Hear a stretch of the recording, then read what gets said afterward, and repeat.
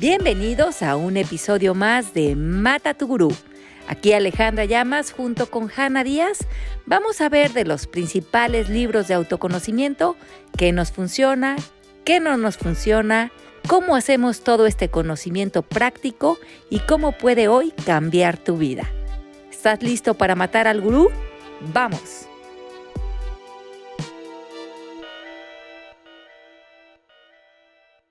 Hola, hola, ¿cómo están? Aquí estamos en la parte 3 de este libro tan interesante, Disolver el Ego. Son extractos de las enseñanzas del Dr. David Hawkins. Aquí estamos Hanna Díaz y yo, Alejandra Llamas, su mera servidora. Y hoy vamos a cerrar el ciclo de estos 3 podcasts con una parte interesantísima del libro, que es la última parte, que tiene como unos pasajes para mí también súper interesantes. Y bueno, Janita, ¿tú qué pensaste de esta propuesta? No, pues, tuve muchas preguntas en esta última parte. Ok. No sé, la primera pregunta que tuve como en esta última parte, que de hecho la escribí en esta página, es que habla de que el ego tiene pensamientos, pero los etiqueta como tus pensamientos contra los pensamientos, y que deberías de pensar en los pensamientos que no son, como si no son tuyos, pero son los pensamientos. Y allí como que me confundí un poco porque siento que mis pensamientos sí son míos. Ajá. Bueno, hay muchos estudios en función del tema de los pensamientos y la teoría científica de los pensamientos es que existen alrededor de 60,000 pensamientos diarios, pero que son los mismos pensamientos para todos los seres humanos en el planeta. O sea, estos 60,000 pensamientos que tenemos al diario los tiene todas las personas. Todas las personas, en la India, en China, todos tenemos una conexión con esta misma grabadora de pensamientos, donde estos 60,000 pensamientos están rondando por toda la humanidad y nosotros mismos lo estamos reforzando. Así es que también Byron Katie nos dice, nadie tiene la exclusividad de los pensamientos negativos o no funcionales porque están ahí, pero sufre quien se identifica con ellos, quien cree que son mis pensamientos y no que son los pensamientos, los 60,000 que están rotando. Cuando nos queda muy claro esto, cuando estoy, por ejemplo, en la clase y alguien dice, por ejemplo, es que últimamente he tenido... el otro día en la clase que estaba dando aquí en Casa de México, en Madrid, estaban diciendo una chica, es que yo tengo pensamientos catastróficos, así los etiquetó ella. Catastróficos. ¿No? Ajá. Entonces eran pensamientos como, me va a ser infiel mi pareja, se puede enfermar alguien que quiero, o no sé, me puedo quedar sin dinero. Había a lo mejor unas 70 personas ahí, le digo, levanten la mano, ¿quién ha tenido esos pensamientos? Y todo el salón levantó la mano. Sí. Y ella pensaba que eran sus pensamientos y no que eran los pensamientos. Y son pensamientos que obviamente yo también he tenido y todos tenemos. Pero claro, en el momento en que digo, como no es mi preocupación de mi pensamiento de algo que me va a pasar a mí, sino es un pensamiento que está en oferta en el universo, que no me está pasando, pero yo me estoy preocupando y estoy inclusive diciendo, ¿qué tal que yo soy esta persona que tiene este sufrimiento de pensamientos catastróficos? No, a ver, son pensamientos. Tú le pones el título de catastróficos porque aparte te estás identificando con pobre de mí la que sufre con este tipo de mentalidad, cuando en realidad ahí están en oferta todos los días, la misma grabadora, los mismos pensamientos día a día a día. Y Byron Katie fue muy chistoso porque cuando inventó estas 4 preguntas o cuando le surgieron de ella de es verdad, este pensamiento es absolutamente cierto, se da cuenta que al día siguiente otra vez los mismos pensamientos y se dio cuenta que no hay pensamientos medio trabajados por las 4 preguntas, o lo crees o no lo crees, pero una vez que lo trabajas y le das todas las vueltas y como que te despegas del pensamiento, ya es... como que ya es un reto que el pensamiento se te pueda pegar. Por ejemplo, como un pensamiento como estoy gorda. Pues es un pensamiento muy, muy colectivo, ¿no? Entonces, para una persona que piensa que es su pensamiento, ¿no? Es que yo estoy gorda, se puede irse, castigarse, deprimirse, incluso terminar en cama o en una depresión. Y todo empieza por esa inocente conversación de estoy gorda, pero de ahí se puede ir a, claro, no hago nada bien, hay algo malo conmigo, nadie me va a querer. O sea, es como la entrada a toda una conversación deteriorante en ti. Y crees que son tus pensamientos y que es algo que a ti te pasa y que tú te acabas deprimiendo por eso, pero no cachas que tú estás haciendo eco con una conversación que deprime a muchas mujeres que se enrolan con una conversación similar. Entonces no es exclusiva, es colectiva, y en el momento en que reconoces eso, como bien lo dijo Byron Katie cuando descubrió sus 4 preguntas, me di cuenta para mí y para todos los seres humanos que cuando creo mis pensamientos sufro y cuando los dejo de creer, me libero. Y eso es verdad para todos los seres humanos. Entonces, esos 60,000 pensamientos, ya cuando como que te haces el switch de que son como los pensamientos que todos los demás también tienen, ¿significa que ya paras de tenerlos o significa que todavía los vas a tener, pero ya es como tu elección si los vas a creer o no? Ajá.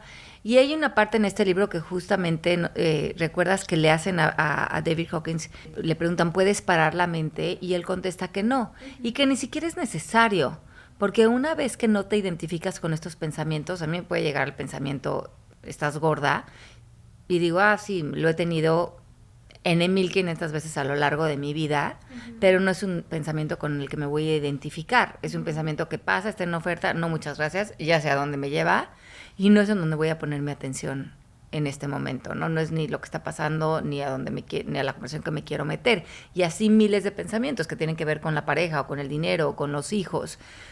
No, simplemente los dejo pasar, como están ahí, pero los dejo pasar. Y conforme han pasado los años de hacer ese ejercicio, me he dado cuenta cómo ese volumen ha bajado. Sí, entonces más bien como no es tratar de no tener esos pensamientos, porque al final el día es ya casi como inevitable a veces tenerlos, pero es como ya parar de darles el poder de como afectar que tú sí crees en esos pensamientos. Ajá, y toda la identificación de personalidad que a la que te puede meter el pensamiento. Ajá. Te cero identificas con eso, y entonces esos pensamientos ya empiezan a pasar como casi transparentes. A lo mejor los puedes de repente escuchar, pero no es en el mundo en el que te vas a meter. Y de esos 60,000 pensamientos que tenemos diario, que son como colectivos, ¿cuántos tenemos que sí son nuestros? Ninguno. O sea, todos los pensamientos del mundo son de todos. Ajá. O sea, no hay un original thought. No. ¿Qué tal si pienso como Simón es un cutie, pero no todos conocen a Simón? Eso sería un semi-original thought, ¿no? Sí, pero alguien ha dicho lo mismo de su propio perro, entonces sería... No sería original. Pero ¿qué tal? Lo que es original es la imaginación. Bueno, por eso, o sea, ¿qué tal como o sea, Albert Einstein y como todo ese equipo que creó el nuclear bomb? O sea, eso era una inteligencia que no había existido antes, y como eso todo fue pensamientos que crearon toda esta... Ajá, entonces ahí está la diferencia entre ese pensamiento y la imaginación. Entonces, puedes imaginar, por ejemplo, no sé, todo lo que se ha creado a través de espacios imaginativos, y utilizar el pensamiento como una herramienta. Okay. Pero, por ejemplo, a lo mejor imaginé que voy a escribir un libro. Pero el pensamiento no está saliendo, el libro no está saliendo de mis pensamientos, está saliendo de mi imaginación, mi creatividad, mi intuición, de todo ese espacio creativo dentro de mí. Ahora, puedo de repente pensar, voy a mandar un email a Penguin Random House para hacer la sugerencia del libro. Entonces ahí puntualmente uso ese pensamiento como una herramienta para moverme del lugar. Pero quien creó la magia y el ingenio no fue el pensamiento. Ahí está en una dimensión mucho más profunda. Ok, o sea, era más bien como usar los pensamientos como una herramienta, como to bring them into this world. Exacto. Y eso sí sería original. Pues sí, pero también ha de haber muchos otros autores que le han de haber mandado emails a Penguin Random House para escribir su libro. Entonces, más bien estamos utilizando ese pensamiento que está ahí como para conectar, pensé hacer esto, y conectarlo con lo que haces. Entonces, usas la herramienta del pensamiento y sueltas el pensamiento cuando ya dejó de ser una herramienta para ti. Ok, y después estos pensamientos colectivos, o sea, obviamente hay como los malos, que es como nuestra opción como elegir si nos queremos identificar con ellos o no, pero seguro también hay pensamientos como buenos, como me veo bonita hoy, y eso sí te puedes como dejar identificar, ¿no? Sí, sí, sí. Entonces vamos a hablar de pensamientos en vez de buenos y malos como funcionales y no funcionales. Okay. Pero, ojo, porque lo único que sí le digo de repente a los estudiantes es, a ver, a lo mejor dices un pensamiento, hoy me veo bonita, pero ese pensamiento trae la sombra de la contraparte de que otros días me veo fea. Entonces puede Entonces ser un... sería más como siempre soy bonita. Ajá, sí, exacto. Algo que te mantenga más en un pensamiento que no tenga tanta polaridad. Okay. Porque si no te persigue la sombra del pensamiento. Ok, entonces, pero, o sea, también si te despiertas y dices como, ay, me veo súper bonita hoy, o sea, Sí, entonces al día siguiente a lo mejor dices, híjole, hoy me veo muy fea, ¿qué hice? Y te castigas y te puedes meter como en esa conversación de comparación. sí, pero puede ser que no. Sí, puede ser que no, pero puede ser que a lo mejor puedas verte en el espejo y verte más como en un estado de gracia y de aprecio y de gratitud y de bienestar. Y entonces como que abrazas parte de ti que son más profundas y menos dependientes a una satisfacción. Entonces es más bien como identificarte con los pensamientos que son como pensamientos un poco como infinitos. Infinitos, como menos polarizados, Ok. porque si no estás cayendo a verte a través de un sistema de creencias, Ajá. de bueno, bonito, mejor, peor. Ok, y hablando de esa como polaridad, el libro también toca mucho en como el duality y como lo opuesto de eso. Entonces, ¿tú qué como pensaste de esa parte? Ok. Desde la antigüedad se estudia mucho esto de la dualidad. En la antigüedad le llamaban Advaita. Ok. ¿La Y, Advaita qué significa? ajá, no dualidad. Ah, ok. Y es entender que desde la percepción, creo que te percibo un poco lo que hablábamos en los dos podcasts, separada de mí. Como hago un juicio y no soy consciente de que lo que me está separando de ti es mi juicio. Y en mi juicio yo creo que Hannah es todo lo que yo creo de ella. Y esa es la dualidad. Hacer una separación de percepción entre yo y el mundo, yo y otros.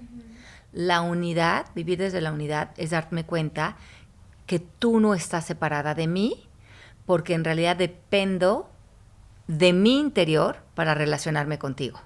Ya sea o de lo que pienso de ti, o de lo que creo de ti, o de lo que siento por ti, o de mi amor por ti, pero es una experiencia personal, no es una experiencia que está sucediendo allá afuera. O sea, no me puedo salir de mí y verte objetivamente o ver una situación objetivamente. Todo es una experiencia personal y eso es reconocer la unidad que existe en nosotros. O sea, es más bien reconocer que cuando yo veo a personas y como mi percepción es de personas, no representan como esa persona o esa situación como es, Ajá. pero representan como yo creo que son esas situaciones o personas. Así es. Entonces, él dice que cuando estamos totalmente sumergidos en la falsedad o en el ego, todo lo vemos como si estuviera separado. Entonces surge el fenómeno de la proyección, reaccionamos ante nuestros significados y nuestra proyección de lo que creemos que está afuera. Y cuando te vas elevando en los estados de conciencia, empieza a ser muy evidente la operación del ego y esta separación y te empiezas a mover esa unidad de saber que eres tú frente a ti en todo momento y que es una experiencia personal. Por lo tanto, esa experiencia la puedes volver no dual, que es amor, paz, generosidad, que no tienen opuestos. O sea, el amor en este caso no tendría opuestos, sería una experiencia completa. Pero no que en el libro de Return to Love habla mucho como lo opuesto del amor es el miedo. Sí, pero en este caso estaríamos hablando como de un estado de conciencia desde el punto de vista de David Hawkins, donde el amor es completo y el miedo sería una ilusión. Y como es una ilusión, pues no puede ser una contraparte porque no es real. O sea, lo único que podría ser una contraparte sería algo que es real. Exacto. Y como algo negativo o dysfunctional nunca va a ser real, siempre va a ser una ilusión. Ajá. Ok, entonces no tiene como un counterpart. Exacto. Ok. Y eso significa que cuando nos vemos a nosotros mismos, también no estamos viendo como the true self, porque nos estamos viendo como with our own perception of ourselves. Ese es una súper lugar concluyente a donde llegaste, porque justamente empiezas a ver eso. Entonces, mi relación conmigo, o de la persona que yo creo ser, o de mi cuerpo, es también una ilusión de la percepción. Y eso dice mucho el Curso de Milagros. Tu cuerpo finalmente es una experiencia perceptiva. Entonces, no es tu cuerpo, es el... Percepción de tu cuerpo. Ajá, entonces, y se vuelve el cuerpo. Y a eso tú le vas a construir mentalmente la idea que tú decidas. Pero sí, no son de estás hablando de tu cuerpo, pero de quién tú eres, como tu personalidad, y hay que decir como tu conciencia, como tu soul. O sea, eso también sería entonces como una percepción de quién tú eres, ¿no? Bueno, pero entonces nos moveríamos ahí, o sea, como que hay dos estados desde donde relacionarte. La percepción, que sería la separación desde el ego, y la elevada, que se la llamaríamos visión. Okay. Y la visión es cuando ya estás viendo al mundo, relacionándote al mundo, digamos que con tus ojos divinos, con tu higher self, con tu conciencia divina. Entonces estás viendo o con los ojos del ego o con unos ojos que le llamamos visión, que estamos ya viendo como la unidad en todo. Entonces, ¿quién sabe cómo? Entonces nadie sabe the absolute truth de nada. Mientras que estemos en este cuerpo, muy limitados, porque estamos limitados por un cuerpo que encapsula un ego y una cultura. Entonces es por eso para muchas, no sé, monjes y personas no ven el soltar el cuerpo como algo triste, sino lo ven como una trascendencia, porque al fin realmente se van a poder liberar de algo que sienten que te va a causar una limitación, y por eso también pasan horas meditando, porque hay una, no sé, hay como una, se le ve un valor a irnos desapegando de esos cartones, ¿no? En donde estamos como metidos tan ilusoriamente y que no son reales. Entonces también no piensas que como que si pasas horas meditando todo el día y estás como solo en tu cuarto, como son de tratando de como vivir en como silencio mental, también estás como letting life get away from you. Uh-huh. Y yo creo que esa fue la conclusión a la que llegó el Buda, ¿no? Cuando se fue años a meditar abajo del Bodhi Tree y como a encontrar esta idea como de todas las teorías de las que surge el budismo, y se dio cuenta de esto, ¿no? De que tampoco nos podemos ir a ese extremo porque sí estamos teniendo una experiencia humana. Entonces, sí, o sea, siento que también sea una razón de por qué estamos en este cuerpo. Exacto, y es cuando él regresa y concluye esta teoría del middle path, ¿no? Del camino de en medio. O sea, ni todo conciencia, ni todo material, ni todo para un lado, porque si no, no tendría ni mucho sentido que hubiéramos pedido gobernar un cuerpo si no vamos a tener todas las experiencias del plano físico que nos da también el tenerlo, ¿no? Sí, no, o sea, esa parte del libro se me hizo como súper interesante porque siento que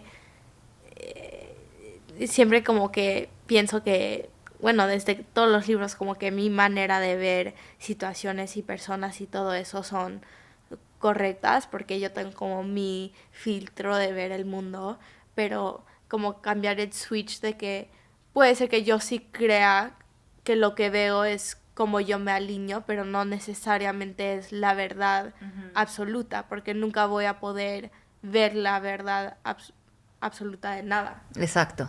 Eso está más allá de lo que nosotros podemos ni imaginar. Uh-huh.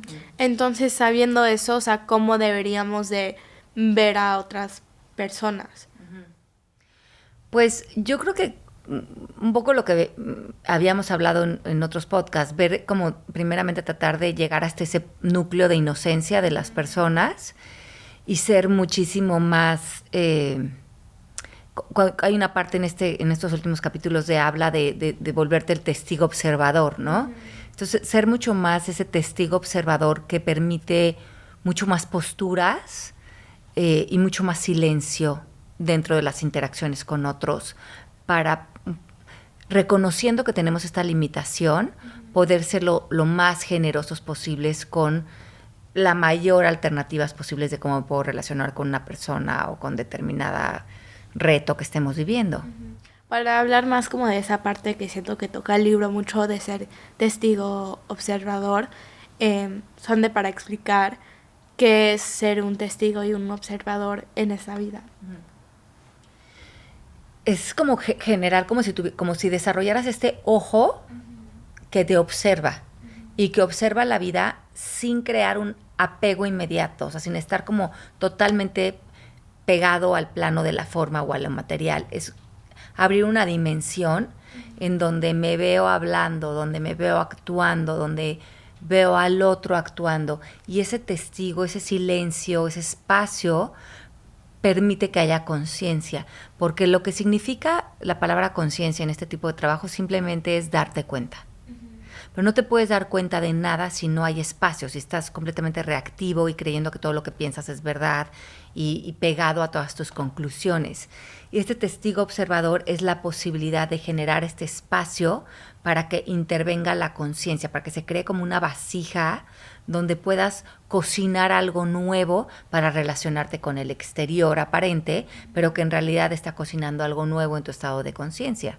Entonces es mucho como lo que hemos platicado de cuando estás en una situación o como en un thought cycle, es como tener como un pause y un break y como son de esperar un segundo para tratar de como take another avenue de approaching the situation. Sí, pero muchos de nosotros no desarrollamos ese ojo observador y no somos, ni nos hacemos responsables, ni somos muy conscientes de que estamos mecanizados o que estamos actuando a través de, o reaccionando más bien a través de un pensamiento, una creencia, una historia, una narrativa, algo que me repito del pasado. Sí, este testigo observador es una práctica importantísima que casi todos los libros de espiritualidad hablan de abrirle este espacio a este testigo para poder hacer elecciones diferentes que, como bien digas, nos llevan a otras avenidas que tengan que ver más con nuestro crecimiento y que tengan que ver también más con hacerle como justicia al momento presente. Uh-huh.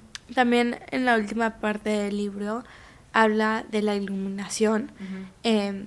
¿Nos puedes explicar un poco qué él como dice de la iluminación? Ajá, sí, finalmente él cierra el libro pues llevándonos a estos pasajes de entender cuál es la realización del ser realmente y cómo irnos liberando del ego, lo cual está muy bien porque el libro pues primero nos enseña qué es el ego, nos da ejemplos de cómo nos identificamos con él y al final pues cuál sería el camino a la liberación. Entonces, la iluminación en este caso habla. Para el concepto del ego, el iluminado casi que es un gurú de piernas cruzadas que está con un zarape flotando por la India. Pero lo que me encanta es que este libro desmantela ese concepto que para la mayoría de nosotros sería inalcanzable, y él habla de la iluminación y dice como un sinónimo de la autorrealización.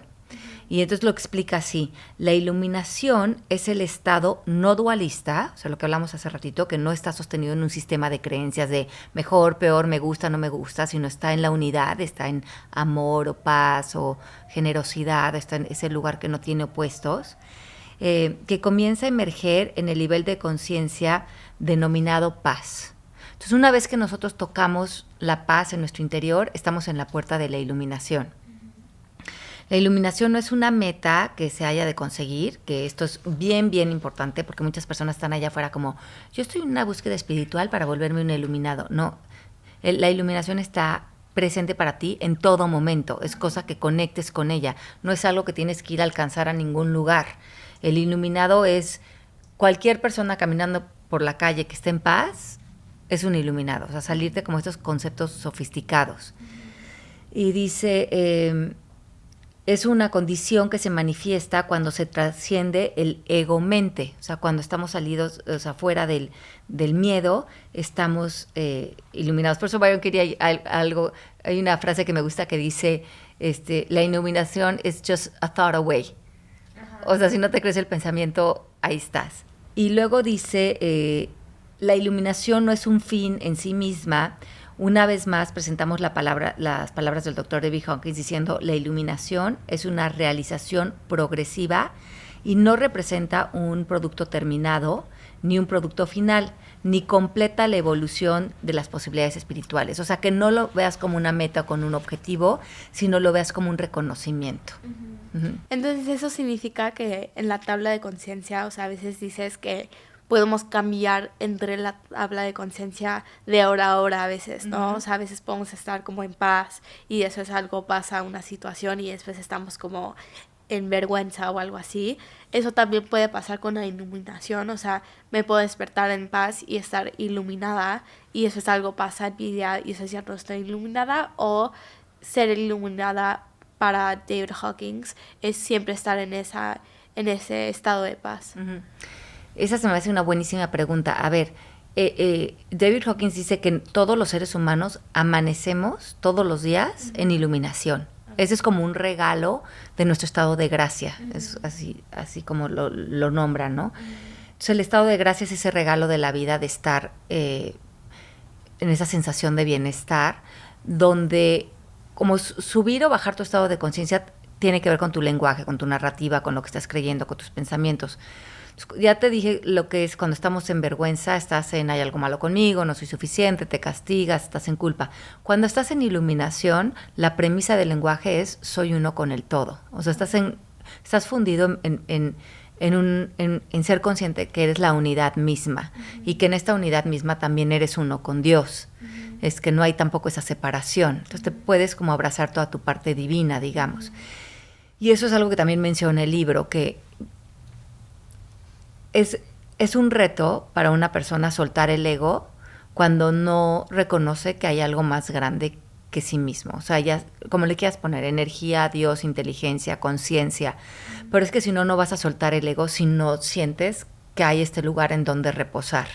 Por eso en el libro, cuando habla de Dios, igual lo menciona como si fuera el amor eterno, y saber que tú eres parte de ese amor eterno y que estás, digamos que a salvo de no identificarte ya con el ego y soltarlo, y soltar todos los miedos y las defensas y las ilusiones y los rencores y todo lo que crees que has sido y que te ha hecho sufrir, y que vas a poder como recargarte en Dios o en el amor o en esta inteligencia, y entonces que eso es lo que va a surgir ahora para ti. Entonces en el libro dicen, lo sueltas para que algo nuevo surja para ti, y surge esta idea de iluminación, de unidad, con la que amanecemos todos los días, que nos va como dándole la espalda a esta iluminación, que es como este regalo del día a día, pues todas las historias que empezamos a creer y ese yo ilusorio en donde empezamos a